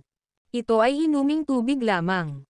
Hayaan mong sabihin ko sa iyo, kung lumabas ka para ibenta ang iyong sarili, maaari kang maging pinakamataas na kita sa buong Gonzales City. Kung ako ito, magbabayad ako ng 3,000 para sa isang gabi. Pinunasan ni Julius Reed ang kanyang bibig gamit ang kanyang manggas at may bahid ng panghihinayang, medyo nauhaw ako sa aking paglalakad papunta dito, kaya uminom muna ako ng tsaa ni ate. Ulitin mo yan. Nang marinig ni Julius Reed na nagpapahiwatig na si Jennifer Lopez ay halos isang patutot, ang lalaking nasa likod niya ay naglabas ng walang katapusang hangarin na pumatay. Pumutok ang kanyang mga kamao sa tunog ng pagbitak ng kanyang mga buko, na tila handa sa anumang oras na hampasin at durugan si Julius Reed. Anong ugali? Nagkibit balikat si Julius Reed, inosenteng nakatingin kay Jennifer Lopez. Jordan. Mariing tawag ni Jennifer Lopez. Oo, Miss. Masama ang tingin ng lalaki kay Julius Reed, unti-unting nawawala ang kanyang layunin sa pagpatay. To be honest, ayaw talaga kita. Lumingon si Jennifer Lopez kay Julius Reed at naglabas ng card mula sa kanyang bag, lahat tayo matatalino dito, pangalanan mo ang presyo mo. Magkano para sa video na ito? Sa kanyang pananaw, walang makakalaban sa tukso ng pera. Lalo na ang isang manugang na nakatira sa pamilya ng kanyang asawa. Paumanhin, hindi ako kapos sa pera. Nagkibit balikat si Julius Reed at ibinuka ang kanyang mga kamay. Ang video na ito ay edited by Urban Storytelling. Kabanata 458. Anong sabi mo? Nag-alinlangan pa si Jennifer Lopez kung mali ang narinig niya. Hindi kulang sa pera. Kung ito ay isang mayamang tagapagmana mula sa kabisera na nagsasabi ng ganoong salita, maaaring hindi siya mabigla. Ngunit para sa isang manugang na lalaki mula sa isang pangalawang antas ng pamilya sa isang maliit na coastal city tulad ng Gonzales City na maglakas loob na sabihin na hindi siya nagkukulang ng pera sa harap niya. Siya ay nag-iimbita ng kahihiyan sa kanyang sarili. Malinaw ba kay Mr. Reed kung gaano karaming pera ang iniaalok ko sa iyo? Bahagyang pinitik ni Jennifer Lopez ang kanyang daliri, dahan-daang kinuha ang kanyang tasa ng tsaa, at bumalik sa kanyang dating walang pakialam na kilos. O sasabihin ko, magkano sa tingin mo ang plano kong ibigay sa iyo? Sa kanyang opinyon, ang isang tulad ni Julius Reed mula sa isang hindi gaanong mahalagang lugar ay dapat na walang gaanong pananaw at iisipin na handa lamang siyang magbayad ng ilang daang libo. Ngunit kahit na milyon-milyon ito, ano ang pagkakaiba nito kay Jennifer Lopez at sa kanyang paggastos ng pera?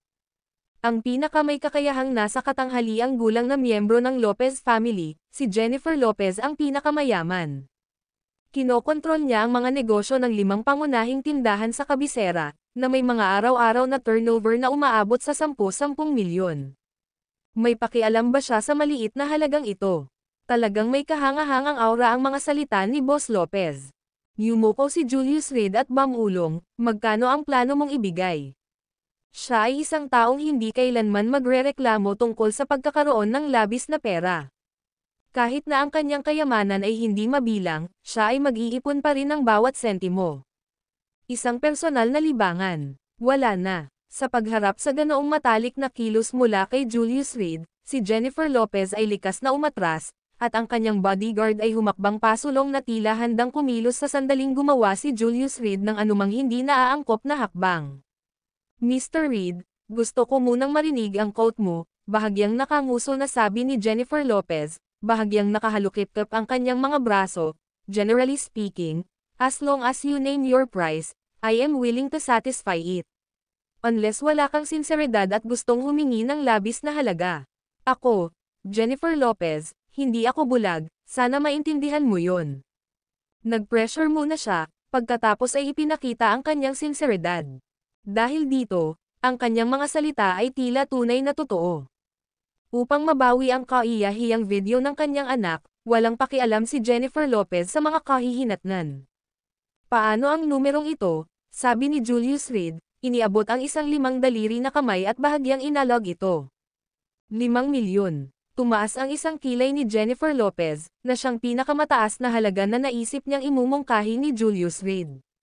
Para sa isang walang kabuluhan, 5 milyon ay sapat na para sa isang habang buhay na walang pakialam na pamumuhay. Bibigyan kita ng 50 milyon. Kinaweyan ni Jennifer Lopez ang kanyang kamay at inutusan ang lalaking nasa likod niya. Bigyan mo siya ng 50 milyon, makipag-ugnayan sa bangko para ilipat ito ngayon. Naiintindihan. Tumango si Jordan Martin, lumapit kay Julius Reed, at malamig na ngumuso, ibigay mo sa akin ang iyong card number. Ang ugali na ito ay tahasang mapanghamak at mapanglait. Parang nagbibigay ng limos. Paumanhin, ang ibig kong sabihin ay 50 bilyon. Umiling si Julius Reed, si Miss Lopez ay isang kilalang sosyalista ng kabisera, kung 50 milyon lang ang halaga ng anak mo, insulto na iyon sa iyo. Hindi ako nagkakamali, di ba? Tumalikod siya, naginat ng tamad, at ang isang tao sa kabisera na gusto ang video na ito mula sa akin ay nag-claim na siya ay tiyuhin ni Zane Percival. Nag-alok sila ng medyo mataas na presyo, direktang nagbibigay sa akin ng 10 bilyon. Ngunit hindi ako tanga. Paano ko ito maibibigay sa kanila ng 10 bilyon? Nang marinig ito, biglang nagbago ang mukha ni Jennifer Lopez. Ang kabisera, tiyuhin. Hindi ba't sarili kong kapatid lang iyon? Karamihan sa pamilya Lopez ay tutol kay Zane Percival sa pagpasok sa Gonzales City. Dahil sa sandaling tumuntong si Zane Percival sa kabisera, nangangahulugan ito na isang tagalabas ang malapit ng makihati sa yaman ng pamilya Lopez. Dahil lamang sa buhay pa si Old Master Lopez, kahit na ang mga miyembro ng pamilya Lopez ay labis na hindi nasisiyahan, maaari lamang silang maglagay ng mga bitag para sa kanyang likuran. Ngunit si Old Master Lopez ay tumatanda na, at marahil ay mayroon pa siyang ilang taon upang mabuhay. Sa sandaling mawalan sila ng suporta ng family head, halos imposible na ang pagkuha ni Zane Percival sa pamilya Lopez. Sa makatuwid, pinabilis ni Jennifer Lopez ang kanyang mga pagsisikap sa nakalipas na ilang taon, desperadong nagbigay daan para kay Zane Percival, na naghahangad na hayaan si Old Master Lopez, habang nabubuhay pa, nabigyan si Zane Percival ng kontrol sa negosyo ng Lopez family. Pagkatapos ng lahat, si Jennifer Lopez mismo ay ang aktwal na controller ng 5 malalaking tindahan, at sa isang tango lamang mula kay Old Master Lopez, ang paglipat para kay Zane Percival ay sandali na lamang. Napagtanto din ito ng iba pang miyembro ng pamilya Lopez, kaya pilit nilang pinigilan ito, umaasang maantala hanggang sa pumanaw si Old Master Lopez. Kapag nawala na si Old Master Lopez, magiging imposible na para kay Jennifer Lopez na dalhin si Zane Percival sa pamilya Lopez. Ngayon, nang marinig ng tiyuhin ni Zane Percival na kunin ang video, agad na nagpanik si Jennifer Lopez. Bagamat gusto niyang manatiling kalmado, ang kanyang panandaliang pagkawala ay napansin na ni Julius Reed. Ang paraan ng pagsasalita ni Mr. Reed ay siguradong takas, sabi ni Jennifer Lopez. Kung ganoon talaga, magtitipid ako. Total, ibibigay sa akin ng tiyuhin ni Zane Percival ang video kapag nakuha na niya. Lalong natakot si Jennifer Lopez. Bagamat hindi alam ng mga miyembro ng pamilya Lopez ang bagay na ito, walang pader sa mundo na hindi tumatagas. Naniniwala siya na ang kanyang mga kapatid ay tiyak na nagtanim ng mga especially iya sa Gonzales City at naghihintay na lamang na madulash si Zane Percival. Ms. Lopez has too little sincerity. Not willing to sleep with me, nor wanting to pay up. Bakit ko ibibigay sa iyo ang video? Diretso na tumayo si Julius Reed, medyo hindi nasisiyahan, kung ganoon nga, mas maibebenta ko pa ito ng 10 bilyon. Pagkasabi nito ay tumalikod si Julius Reed para maglakad patungo sa hagdan ng Flower Building. Maghintay ka. Saktong paghakbang ng paa ni Julius Reed sa hagdan, umalangaw-ngaw ang boses ni Jennifer Lopez mula sa likuran. Kasabay nito, si Jordan Martin, na parang bagzo ng hangin, ay agad na lumitaw sa tuktok ng hagdan, na iniunat ang kanyang kamay upang harangan ang landas ni Julius Reed. Ano ito? Isang pagnanakaw o pagpatay? Nagkibit balikat si Julius Reed, mukhang walang magawa, at sinabing, parang si Miss Lopez ay nagdaraos ng piging na may hidden agenda dito, Pinagsisisihan kong pumunta. Ngunit ang video ay wala sa aking telepono. Pagkatapos ng lahat, patuloy ni Julius Reed. Sa reputasyon ni Miss Lopez na kataya, kailangan kong maging maingat palagi. Nang marinig ito, nagdilim ang mukha ni Jennifer Lopez. Kumaway siya kay Jordan Martin, tabi ka. Si Mr. Reed ang bisita ko, hindi ba tinuruan kita kung paano mag-imbita ng bisita? Oo, family head. Yumuko ng malalim si Jordan Martin at dahan-daang umatras. Mr. Reed, utang ko sa iyo ang paghingi ng tawad. Tumayo si Jennifer Lopez mula sa kanyang upuan, hawak ang kanyang tasa sa itaas, masyadong walang ingat ang aking nasasakupan, mangyaring huwag itong personal. Tungkol sa video, sa palagay ko kailangan nating magkaroon ng isang magandang pag-uusap. She took a sip of her tea with a smile. Kung tutusin, dapat talaga nating pag-usapan ng detalyado ang tungkol sa 10 bilyon o higit pa, hindi ba? Totoo yan, sagot ni Julius Reed, tumalikod na may nagtatakang tingin. Sinasabi mo ba na gusto mo talagang makipag-usap ngayon? Hindi mo na ako papatayin. Tanong niya. Mr. Reed, mayroon kang sense of humor, sabi ni Jennifer Lopez na may tame time ng ngiti. Inimbitahan kita dito ngayon para sa tsaa at makipag-usap tungkol sa negosyo, paano ko magagawang saktan ka? Alam na alam ng dalawa kung gaano mali ang ngiting iyon sa mukha ni Jennifer Lopez. Para sa isang taong nanakit sa kanyang anak, hiniling ni Jennifer Lopez na mapunit niya ito. Ngunit ngayon na ang video ay wala kay Julius Reed, kailangan niyang iwanan ang ideya ng pagpatay sa kanya. O sa halip, ito ay isang sugal na hindi niya kayang matalo. Kung si Julius Reed ay naglakas loob na lumapit, baka inayos niya ng maaga ang mga bagay-bagay para kapag may nangyari sa kanya ay agad na tumagas ang video. Pagkatapos, kahit na gusto ni Jennifer Lopez na magbayad ng 100 bilyon, hindi niya magagawang linisin ang mga bagay-bagay. As long as hindi mo ako papatayin, okay lang. So, magkano ba ang willing mong bayaran? Linawin muna natin, hindi pwedeng kulang sa 10 bilyon. Sabi ni Julius Reed, nakatayo. Ang video na ito ay edited by Urban Storytelling. Kabanata 459 na numero ng card sa lungguhit isa. Medyo malaki talaga ang 10 bilyon. Paano ito? Bibigyan kita ng 5 bilyon, at ibibigay mo sa akin ang video. Paano iyon tunog? Mas gugustuhin ni Jennifer Lopez na gastusin ang 5 bilyon pagkatapos ay ayusin na tahimik na asikasuhin si Julius Reed, at maibalik ang lahat ng pera. Isang round trip lang iyon sa mga kamay ni Julius Reed. May papasok akong tawag, sandali lang. Matapos masulyapan ang kanyang telepono, tumalikod si Julius Reed at naglakad patungo sa hagdan para sagutin ang tawag. Hello, how are things going with that matter? Sa ngayon, meron din akong. Oo. Negosyante ako, pinipili ko lang ang side na makikinabang sa akin. Ano, 20 bilyon ang inaalok mo? Nagkunwaring nagulat si Julius Reed, saka tinapik ang noo na parang problemado, pinapahirapan mo ako dito. Nasa kalagitnaan ako ng negosasyon dito, hindi mo ba kayang maghintay man lang hanggang matapos ako? Paano ba naman ito, babalikan kita pagkatapos kung matapos ang negosyo ko ngayon. Pero isa lang ang masisiguro ko sa iyo, ibebenta ko talaga sa pinakamataas na bidder. Ang mga salitang ito mula kay Julius Reed ay agad na ikinakunot ng noo ni Jennifer Lopez. Pakiramdam niya ay nag-iinarte si Julius Reed. Ngunit hindi ito tunog.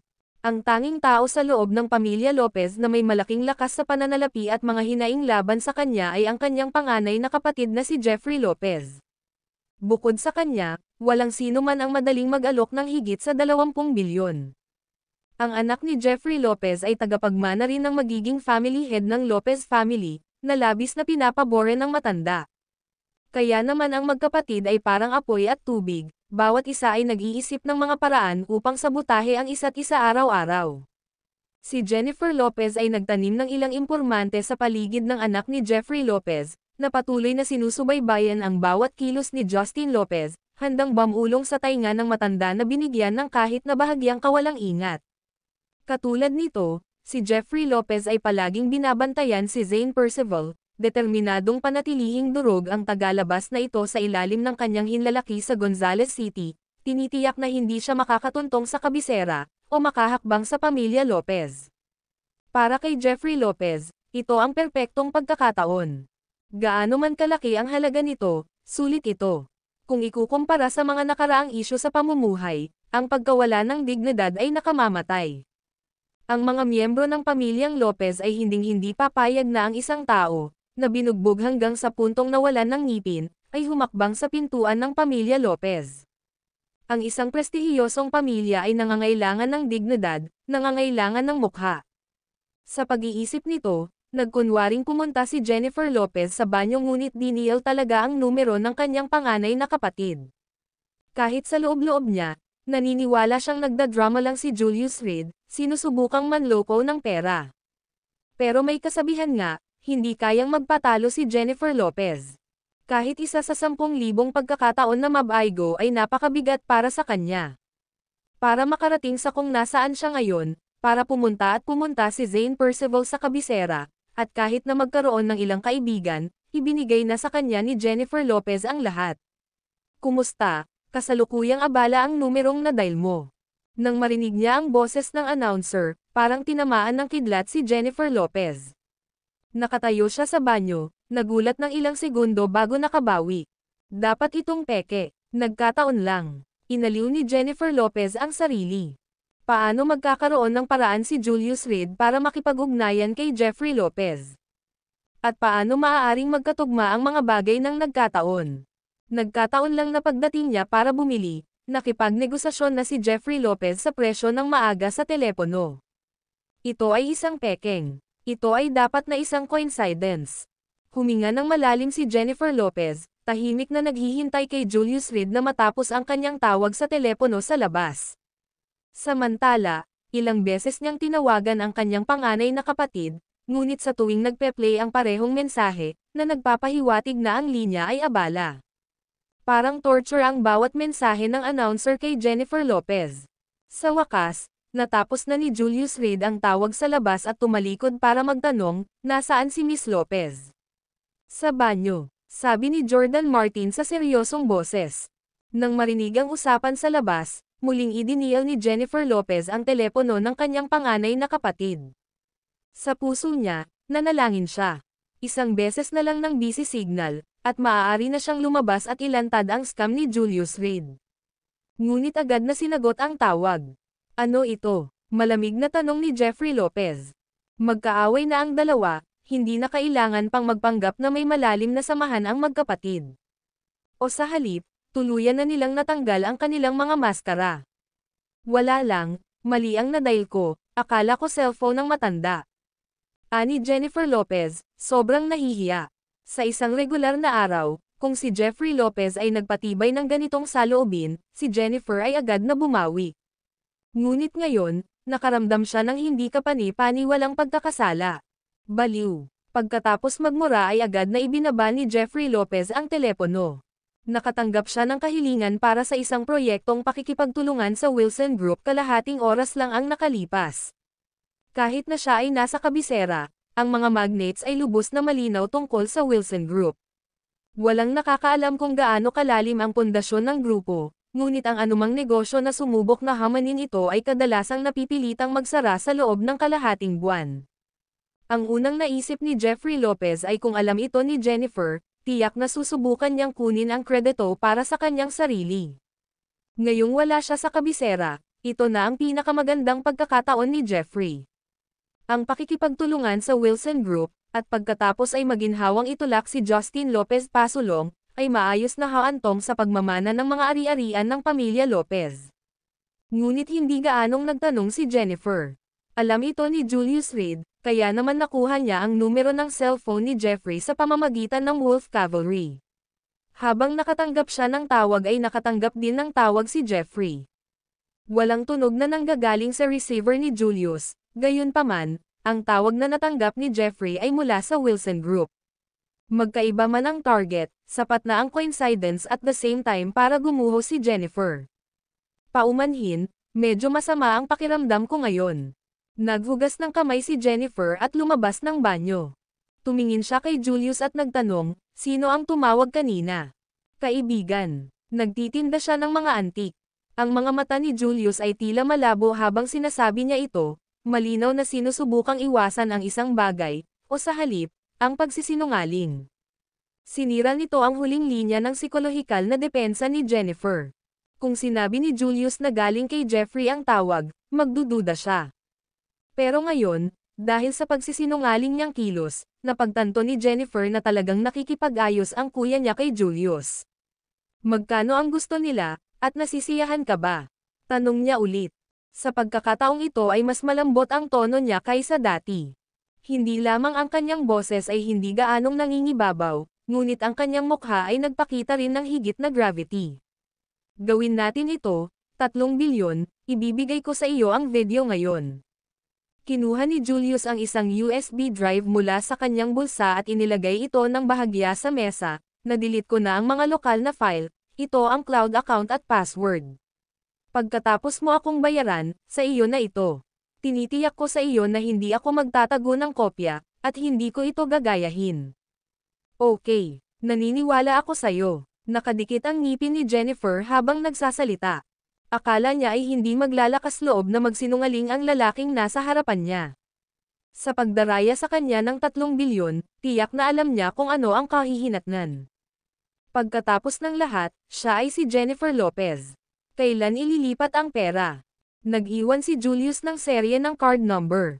Ito ang numero ng membership card na ginamit ni Itay Huntington sa shooting range. Si Julius, kasama ang kanyang photographic memory, ay matagal nang kabisado ang numero ng card na iyon. Ang mabilis na pagkilos ni Jennifer sa pag-abot sa Gonzales City ay tiyak na nasangkot sa pakikialam ni Itay. Ang babaeng ito, gustong subukan kung gaano siya kalakas. Kung ganoon ang kaso, nakatugon lamang si Julius sa kabaitan. Ililipat niya ang mainit na 3 bilyong ito ng direkta sa account ni Itay at pagkatapos ay panoorin ang dalawa sa pinakakilalang babae na nag-away sa isa't isa. Ang video na ito ay edited by Urban Storytelling. Kabanata 460 sunduin ako ng asawa sa lungguhit isa. Nang hindi man lang nakumpirma kung dumating na ang pera, iniwan ni Julius Reed ang USB drive at naglakad palabas ng Flower Building. Alam niyang nagsimula na ang digmaan ng dalawang babae. Ano man ang nangyari, maaari siyang magkaroon ng mapayapang bagong taon. O, kahit ilang mapayapang araw. Laging may mga ignorante na gustong gamitin siya bilang baril, pero ang hindi nila alam ay nakatutok talaga ang baril ni Julius Reed sa may hawak nito. Dahil si Itay Huntington ay may kaunting mga pakana, kailangan niyang pagdusahan ang mga kahihinatnan ng paggamit ng gayong mga pakana. Ang lahat ay patas, ngunit hindi iyon nakagambala sa pakikipagtulungan ni Julius Reed kay Itay Huntington. May mga walang hanggang interes lamang sa mundong ito, walang hanggang kaibigan o kaaway. Pagkaalis ni Julius Reed, agad na kinuha ni Jennifer Lopez ang kanyang telepono at tinawagan ang bangko. Hello, si President Ridge ba ito? Kakalipat ko lang ng pera, pwede mo bang tingnan ang impormasyon ng tatanggap para sa akin? Pagkababa ng telepono, malungkot ang ekspresyon niya. Hindi ganoon kadaling kunin ang pera ko. Nakatayo sa likuran niya, agad na yumuko si Jordan Martin at nagtanong sa mahinang boses, kailangan mo ba akong lumabas at patayin siya? Panigurado, wala akong iiwan na bakas. Maari lang siyang mamatay sa isang aksidente sa trapiko o sa pamamagitan ng pagpapakamatay. Sa larangan ng pagpatay, si Jordan Martin ay isang dalubhasa, isang bihirang talento sa marami. Sa napakalaking bilog sa kabisera, ang kakayahan ni Jennifer Lopez na alisin ang sunod-sunod na katunggali at suportahan ang industriya ng 5 pangunahing tindahan ay umasa sa tulong ng mga taong tulad ni Jordan Martin. Maraming makapangyarihang katunggali na nagbanta kay Jennifer Lopez ang namatay ng misteryoso. Ang ilan ay namatay sa kama ng kanilang mga mistresses, ang iba sa mga aksidente sa kalsada dahil sa pagmamaneho ng lasing. May mga nagpakamatay pa nga sa pamamagitan ng pagtalon mula sa kanilang sariling mga tahanan. No need, such a minor character isn't worth killing. Dahil pinahiya nila ang anak ko, hindi nila ako masisisi, isang ina, sa paghihiganti. Sumilip si Jennifer Lopez sa bintana at malakas na nagtanong, ang pamilyang pinakasalan niya, tinatawag itong Radcliffe family, tama ba? Ang Radcliffe family, clan leader Zaid Radcliffe, ay may Radcliffe Group sa ilalim ng banner nito, na kamakailan lamang ay nakabangon mula sa bingit ng bangkarota. Ang biyenan na si Knox Ridge ay may mahirap na personalidad, ang biyenan na si Burl Radcliffe ay may mahinang karakter. Ang kanyang asawa, si Kella Radcliffe, ay malakas ang loob. Kumuha si Jordan Martin ng isang papel mula sa kanyang likuran at binasa ito ng malinaw kay Jennifer Lopez. Ang pagkakaroon mo sa tabi ko sa lahat ng mga taon na ito, lalo kang naging maalalahanin. Tumingin si Jennifer Lopez kay Jordan Martin at bahagyang tinapik ang kanyang dibdib, kung gayon, magsimula tayo sa pag-target sa kanyang pamilya. Pumatay. Pasiga na tanong ni Jordan Martin. Sa isang salita lamang mula kay Jennifer Lopez, kahit sino pa ito, kahit nasa kapinsalaan ng kanyang sariling buhay, siya ay naglakas loob na magsagawa ng isang assassination. Ang buhay ay hindi lamang tungkol sa pakikipaglaban at pagpatay. Ngumiti si Jennifer Lopez at napaawang ang kanyang mga labi, puntahan mo ang kanyang pamilya, bisitahin mo sila. Tingnan mo rin itong USB drive para makita ko kung ito ba talaga ang sinasabi niya. Naiintindihan. Marahan na pinitik ni Jordan Martin ang kanyang mga daliri, at ilang lalaki ang lumitaw nang wala saan sa dating bakanteng silid. Ang isa sa kanila, na may hawak na computer, ay mabilis na ipinasok ang USB drive. Sa screen, malinaw na nakita si Zane Percival na nakaluhod at nagmamakaawa, pero binubugbog pa rin hanggang damyugo ang bibig. Sirain mo ito ng tuluyan para sa akin. Habang pinagmamasdan si Jennifer Lopez, lalong lumalala ang kanyang ekspresyon, hanggang sa halos malaglag na siya. Ang kanyang anak, na kanyang pinapahalagahan na parang hiyas at kinupkop, ay parang aso na. Nakaluhod at nagmamakaawa, napakalaking kahihiyan. Nawasak na. Susubaybayan ko rin ang video file na ito at sa sandaling lumitaw ang isang katulad na video online, ako ang unang makakadetect nito. Isa pa, ito lang talaga ang kopya, at least walang katulad na mga video na umiikot online sa ngayon. Nagsalita ang lalaking kinakalikot ang laptop. Itinaas niya ang kanyang salamin sa kanyang ilong at tumingin kay Jennifer Lopez, "Boss, kasama ko dito, hindi lalabas online ang video na ito." Whiz. Di nagtagal ay natapos na niya ang kanyang pangungusap ay sinuntok ni Jordan Martin, na durog-durog ang laptop. Magpahinga ka sa kapayapaan. Bago pa makapag-react ang lalaking may salamin, hinawakan ni Jordan Martin ang leeg niya at pilit na pinilipet. Click. Ang taong kagagaling lang at sumipa ay agad na naging bangkay. Ako, nagtitiwala lang sa mga patay. Kinuha ni Jennifer Lopez ang isang panyo sa kanyang bag, marahang pinunasan ang kanyang bibig, hinawakan ang kanyang makeup, pagkatapos ay tumayo at bumaba. Kuwit. Sa oras na ito, hindi alam ni Julius Reed ang mga galaw ni Jennifer Lopez. Siyempre, hanggat nasa Gonzales City siya, hindi niya matatakasan ang mapagbantay na mga mata ni Aaron Jackson. Nagmamaneho na siya ngayon sa pribadong club ni Bran Cook, naghahanda na kunin si Kella Radcliffe at iuwi siya. Pagkatapos ng isang abalang araw, oras na para umuwi at magpahinga. Bagamat wala siya sa eksena, malinaw na malinaw kay Julius Reed na hindi naging maayos ang araw ni Kella Radcliffe, at ang mga problemang kinakaharap niya ay mas matindi kaysa karaniwan. Pagdating niya sa entrance ng club, sunod-sunod na umalis ang mga negosyante sa loob. Nagbubulungan sila sa isa't isa sa pananahimik na tono, malinaw na nagpapahiwatig na may nangyari. Sa pinakadulo pa lang ay magkasamang nag-walkout sina Kella Radcliffe at Itay Huntington, kasama si Cosmo sa likod nila. At si Bran Cook ay gumawa din ng wala sa oras na hitsura, bumubulong ng isang bagay sa ilalim ng kanyang hininga. "Hoy, asawa, naparito ako para iuwi ka." Ibinaba ni Julius Reed ang bintana ng kotse at sinigawan si Kella Radcliffe. "You, junior employee, pwede bang umuwi ang kapatid mo?" Nagmamayabang si Itay Huntington, elegante at matikas ang kanyang tindig. Malinaw na naghahangad siyang turuan ng leksyon si Julius Reed. Sa panahon ng pulong, isang malaking halaga ng pera ang biglang nailipat sa kanyang bank account, at alam niyang may mali. Nang suriin niya ang kanyang mga tao at nalaman niyang kay Jennifer Lopez ang account, bumilis ang tibok ng kanyang puso. Alam niyang kinakaladkad siya dito. Gayunpaman, matagal na siyang handa na makibahagi sa pakikibaka na ito. Ang maging isang tagalabas na nanunood ng apoy mula sa kabilang baybayin ay malinaw na hindi posible. "Tumigil ka. Ako ay malinis at dalisay sa iyo, mangyaring panatilihin ang iyong paggalang sa sarili, Sister Huntington." Nagmamadaling ibinaba ni Julius Reed ang bintana ng sasakyan. Ngunit pagkatapos ay naisip niya, hindi ba ito ang pag-amin na siya ay nagkasala? Kaya muli niyang ibinaba ang bintana. Junior employee, noong araw na iyon inamin mo sa harap ng mga young masters ng Gonzales City na nakahiga ka sa kama ko. Ano, wala kang lakas ng loob na sabihin ito sa sarili mong asawa dito. Masayang sabi ni Itay Huntington, ayos lang, hindi naman kailangan ng kapatid mo ng status, pwede naman akong menor de edad na asawa, ano ang masasabi mo, little sister? Tumingin siya kay Kela Radcliffe na may mapanuksong mga mata. Ang isang babae, sa likas na katangian, ay isang mapagkompetensyang nilalang. I think it's very normal. Usually sa bahay, umaakyat din sa kama ko ang mga pusa at aso ng pamilya. Siguro sa mata ni Julius Reed, walang pinagkaiba si ate sa mga hayop na yon. Si Kela Radcliffe naman ay may ngiti sa labi. Sa walang usok na digmaang ito, si Julius Reed ang pinaka-inosente. Ngunit siya ang kinailangang tiisin ang galit mula sa magkabilang panig. Sa isang linyang iyon, direktang inihambing ni Kela Radcliffe si Itay Huntington sa mga hayop, na inilalagay siya sa parehong antas ng mga pusa at asong iyon.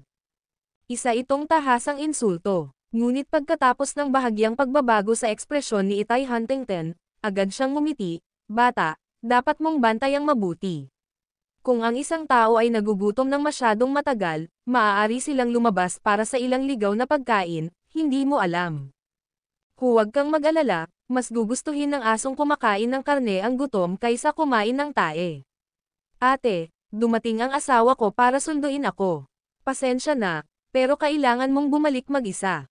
Pagkasabi noon, binuksan ni Kela Radcliffe ang pinto ng kotse at umupo sa passenger seat.